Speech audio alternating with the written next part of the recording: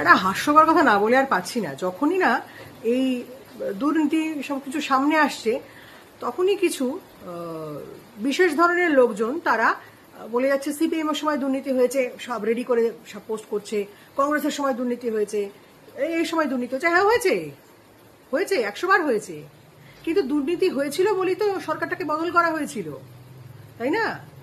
কিন্তু বদল করে দেখা গেল আরো ভয়ঙ্কর।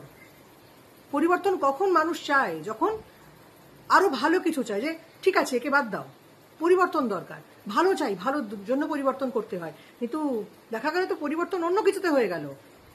জেলের শোভাবৃদ্ধি হচ্ছে আর দুর্নীতির মিউজিয়াম তৈরি হচ্ছে। এই জন্য পরিবর্তন চেয়েছিল। হ্যাঁ, সব দলেই করাপশন আছে, সব দলেই তো করাপশন আছে, ভালো খারাপ মিলে থাকবে না? সৎ মানুষ আছে, অসৎ মানুষও আছে, কিন্তু মানুষ পরিবর্তন চেয়েছিল ভালোর জন্য। জেলের শোভাবৃদ্ধি করে দুর্নীতির মিউজিয়াম বানাবার জন্য তো নয়, ঠিক না? ওই সমস্ত কথা বলে নিজেদের দোষ তো ঢাকা যাবে না। দুর্নীতিগুলো চোখের সামনে বোঝা যাচ্ছে, তো সব তো ওপেন হয়ে গেছে। এইটা নিয়ে থাক না, সিবিআই কাজ করছে, সবটা ওপেন হয়ে যাচ্ছে, মানুষজন বুঝতে পারছে। আপনারা শুধু শুধু শাক দিয়ে মাছ নাই বা ঢাকলেন।